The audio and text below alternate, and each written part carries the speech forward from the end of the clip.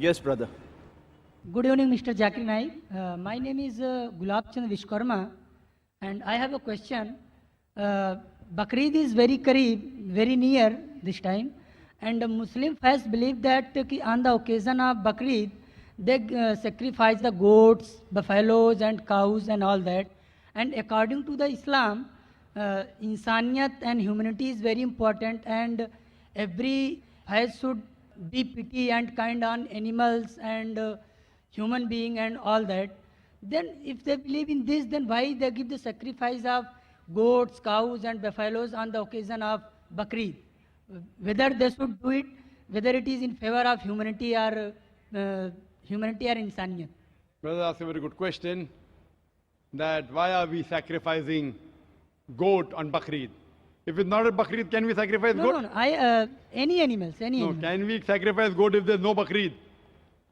They sacrifices, they kills. I'm asking you the question, that means if no Bakrid, if we sacrifice the animal, it is allowed? No. Generally, why do you? Other So our occasion direct also. question, why do you have non-veg? Correct? No, I'm not getting what you are saying. Your main question is, why do you have non-veg? Why do you have meat? Actually, I want to say on the occasion of Bakrid and other occasion as well. Oh, okay. हाँ, I'll on the answer other both. occasion as well. On the occasion of Bakrid, Allah says in the Quran in Surah Hajj, chapter number 22, that the blood and the meat does not go to Allah, it is your piety which goes to Allah. So unlike other religions, in other religions when they sacrifice the goat and keep it in the altar in the name of deity. And who eats? God Almighty eats. In Islam, when we sacrifice, what do? 1/3 compulsory minimum we have to give to the poor people. 1/3 we have to give to the relatives and friends. 1/3 you can keep for yourself. So maximum you can keep is 1/3 for yourself. If you want to give full in charity also you can give. So when we are sacrificing, what are we doing? We are benefiting the humankind. We are giving them food to eat.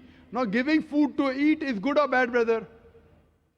Giving food to the poor people to eat, is it good or bad? Good. In humanity, is it good or bad? Good. So therefore Islam is a religion of humanity. Now you may ask the question, what about killing animals? It's good for humanity, but what about animals? In short, a Muslim can be a very good Muslim even by being a pure vegetarian.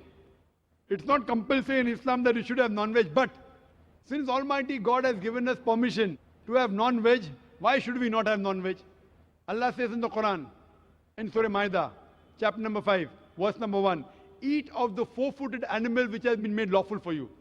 Allah says in Surah Nahl, chapter number 16, verse number 5, that the cattle has been made for you, so that you benefit from them, and of the meat you can eat.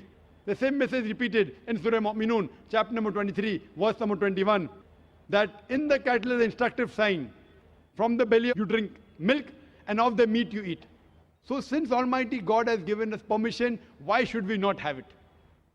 Now coming to the logical aspect, today science tells us that in non-veg food, in flesh food, it is rich in vitamins, and it is only food which has got complete protein. Our human body, there are total 23 amino acids required by the human body, out of which 8 are not synthesized in the body. It has to be given from the external diet.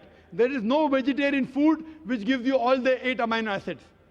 It is the flesh food, the non-veg food, which gives you all the 8 amino acids. Furthermore, if you analyze the set of teeth of the herbivorous animal, cow, goat, sheep, they have got flat set of teeth. They only have vegetables. They can't have flesh. If we analyze the set of teeth of the carnivorous animal, tiger, leopard, lion, they have got pointed set of teeth. They have got a carnivorous set of teeth. They have canine set of teeth. They only have flesh food. They can't have vegetables. If we go in front of the mirror and we see a set of teeth, we have got pointed teeth as well as flat teeth. We have got an omnivorous set of teeth. If Almighty God wanted us to have only vegetables, why did He give us the pointed teeth? For what? To have the flesh food. Furthermore, the digestive system of the herbivorous animal, cow, goat, sheep, can only digest vegetables. They can't digest flesh food. The digestive system of the carnivorous animal, tiger, leopard, lion, can only digest flesh food. They can't digest vegetables.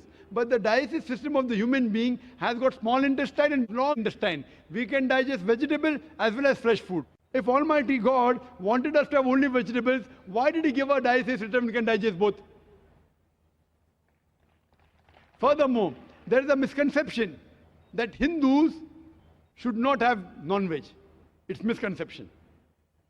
If you read the Hindu scriptures, it's mentioned in Manusmriti, chapter number 5, verse number 30, that Almighty God created some animals to eat and some to be eaten.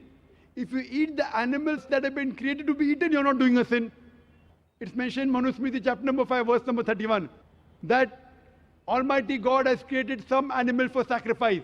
So if you kill the sacrificial animal, you are not doing a sin. It is mentioned in Manusmriti, chapter number 5, verse number 40, that killing in sacrifice is not a sin. There are various references in the Hindu scriptures and the Vedas that the sages and sons, they had non-veg, they even had beef. If you read Mahabharata Anushasan Parv, chapter number 88, you know the story of the Pandavas. You know Pandavas? 5 brothers. The eldest brother Yudhishthir, he asks Bhishma that what should we give in yagna, in puja, so that our ancestors will be satisfied. So Bhishma replies that if you give herbs and shrubs and vegetables, our ancestors will be satisfied for 1 month. If you give fish, for 2 months. If you give meat, for 3 months. If you give hare, rabbit, for 4 months. If you give goat, for 5 months. If you give bacon, for 6 months. If you give birds, for 7 months. If you give deer, 8 months. And the menu continues. If you give buffalo, for 11 months. If you give cow, our ancestors will be satisfied for 1 full year. And if you want your ancestors to be satisfied inexhaustibly, give red meat of goat or a rhinoceros. Who says that? Bhishma to Yudhishthir. The full menu is there. Vegetables, fish, rabbit, goat, everything is there. Buffalo, cow. So even in Hindu scriptures, eating non-veg is permitted. It is many of the Hindus, because they were being influenced by other philosophies of ahimsa, they started practicing it. And this people who follow ahimsa, that's non-violence, not killing any living creature, if any human being can lead a life without killing living creatures, I'm for it. What they say, killing animal is a big sin because the life, killing life is prohibited. Today science is advanced and we have come to know that even the plants have got life. So by eating vegetables, you're killing life also. But the logic has changed. No, we understand that the plants have got life, but the plants can't feel pain. Therefore, killing a plant is a lesser sin as compared to killing an animal. For sake of argument, I agree. Today science tells us that the human ear can hear frequencies between 20 cycles per second to 20,000 cycles per second. Anything below and above we can't hear. Today science tells us that even the plant cries, but the human ear cannot hear. So there was a farmer in USA who had equipment which converted the cry of the plant to the human ear, and used to know that that required water. Someone will say, okay, fine, I agree that the plant can feel pain, but it has got 2 or 3 senses less. Therefore, killing a plant is a lesser sin as compared to killing an animal which has got 5 senses. For sake of argument, I agree that plants have got 2 senses less as compared to the animal. I am asking you a question.